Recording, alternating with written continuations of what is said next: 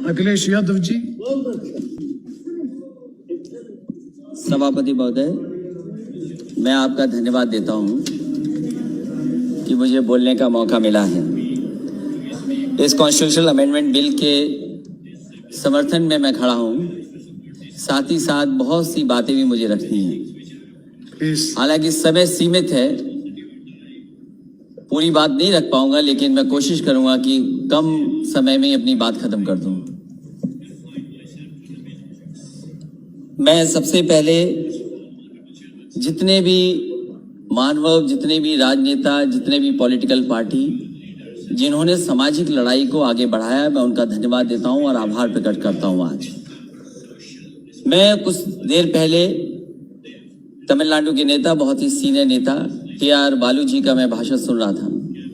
उन्होंने संघर्ष और किस तरीके से पुराने राजनेताओं ने, जो इस समाज में सबसे पीछे हैं, सबसे दबे लोग हैं, जो हजारों साल अपमानित हुए, उनके संघर्ष और उनको कैसे सम्मान और हक मिल सके, उसकी कैसे लड़ाई लड़ी गई।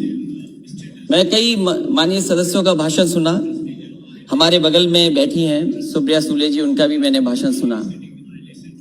वो कह रही कि सरकार से वो कंफ्यूज हैं, क्योंकि सरकार के एक माननीय सदस्य कुछ कहते हैं, दूसरे माननीय सदस्य कुछ कहते हैं। ये तो सदन की बात है सभापति महोदय। लेकिन अगर हम सत्ता पक्ष में बैठे लोगों की बातें सुने और उनका आकलन करें, अगर देश को सबसे ज्यादा किसी ने गुमराह किया है तो वो भारतीय जनता पार्टी ने पिछड़ों को, दलितों को सबसे ज्यादा गुमराह करने का काम किया। और सभापति महोदय, नियत साफ हो तब हम उम्मीद करेंगे कि आरक्षण बचेगा। हम तो सरकार चलती देख रहे हैं उत्तर प्रदेश में। क्या सरकार वो भारतीय जनता पार्टी की नहीं है? क्या वो भारतीय जनता पार्टी के विचारधारा के लोग नहीं है? जहां तक आज कॉन्स्टिट्यूशनल अमेंडमेंट बिल की बात है, मैं दो बातें बिल्कुल साफ कहना चाहता हूं।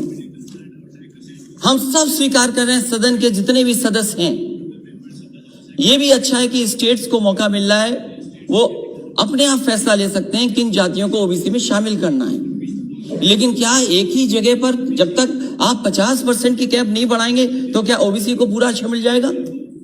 आप एक ही कमरे में न जाने कितने लोगों को बैठाना चाहते हैं। आप कहते हैं इसी सदन में, क्योंकि ये लोकसभा छोटी पड़ रही है, हमें एक सेंट्रल विस्ता बनाना पड़ेगा, क्योंकि बड़ा सदन बनाना है हमें, सब आराम से बैठ सके। तो आप अपनी सहूलियत के लिए तो बना रहे हैं सेंट्रल विस्ता, लेकिन आरक्षण जो सबसे मूल भावना रही मंडल कमीशन की, उससे खिलवाड़ कर रहे हैं। कौन नहीं चाहता जाति जनगणना हो? माननीय सभापति महोदय, हमसे बेहतर किसी ने नहीं देखा होगा कि जातियों में नफरत अगर कोई फैलाता है तो ये भारतीय जनता पार्टी के लोग जो नफरत फैलाते हैं। मुझे याद है चुनाव मत भूलिए, इन्होंने चेहरे आगे किए, इन्होंने चेहरे आगे किए कि ये ओबीसी मुख्यमंत्री होंगे, ये ओबीसी मुख्यमंत्री होंगे, ये ओबीसी मुख्यमंत्री होंगे। लेकिन जब मुख्यमंत्री बना तो कौन बना? ये हर जाति के अंदर नफरत फैला दी इन्होंने। इसलिए हमारी मांग है सभापति महोदय, जब इतना कॉन्स्टिट्यूशनल अमेंडमेंट बिल लाया गया है, तो जो सबसे पुरानी मांग रही है कि सब जातियों को गिन लिया जाए। आज भारत में सबसे बड़ा मुश्किल काम यह है कि हर जाति ये समझती है कि मैं आबादी में ज्यादा हूं। हर जाति को एक दूसरे से कंफ्यूजन पैदा किया हुआ है कि आप ज्यादा है जाति में, आपका हक छिन रहा है, आपको जो हक मिलना चाहिए वो नहीं मिल रहा है। तो सभापति मेरी मांग है, इस समय जब इतना बड़ा फैसला सरकार ले रही है और जब इनकी सरकारी पिछड़ों ने बनवाई है, तो जाति के आधार पर जो कास्ट सेंसस है, उसके जो आंकड़े हैं कम से कम जारी होने चाहिए, क्योंकि सरकार ने हजारों करोड़ रुपया खर्च किया है। ये हमारे समाज की सच्चाई है कि जाति की सीमा के अंदर ही हम रहकर के काम करते हैं, उस सीमा से बाहर नहीं निकल सकते। इसलिए जो सबसे बड़ी मांग हमारी है, एक तो आरक्षण की कैप बढ़ाई जाए, 50% से ऊपर किया जाए। वो सरकार स्वीकार करेगी कि नहीं करेगी? वहां के माननीय सदस्य जो पिछड़े और दलित बैठे हैं, वो शायद इस बात को मानते होंगे कि आरक्षण बढ़ना चाहिए। लेकिन अगर एक को पद मिल जाए, एक मंत्री बन जाए, 2 मंत्री बन जाए, शायद उससे पिछड़ों का भला नहीं होने वाला। भला तब होगा जब हम इस 50% की सीमा को और आगे बढ़ा दे तब जाकर के हमें पिछड़ों का भला होगा। मंत्री बनने से भला नहीं होने जा रहा है।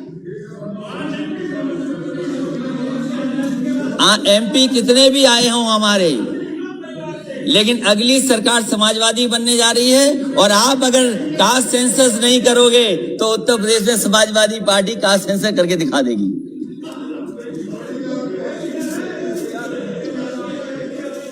और वो नारा जो सोशलिस्टों ने दिया सभापति महोदय, क्योंकि जब 50% से आगे की बात मैं कह रहा हूं तो वो नारा हमें याद करना चाहिए। सोशल लीडर्स ने दिया कि सोशलिस्टों ने बांधी गांठ, पिछड़े पावे 100 में 60। और ये सरकार न भूले, आपको पिछड़ों ने ही मौका दिया यहाँ बैठने का। जिस दिन पिछड़े हट जाएंगे और दलित हट जाएंगे, आपका पता नहीं लगेगा कि आप कहां पर हो। इसलिए सभापति महोदय, हमारी 2 ही मांगे हैं कम समय में। एक तो सीमा बढ़ाई जाए और दूसरा ओबीसी के कास्ट सेंसस के जो आंकड़े वो जारी किए हैं। बहुत बहुत धन्यवाद आपका। धन्यवाद।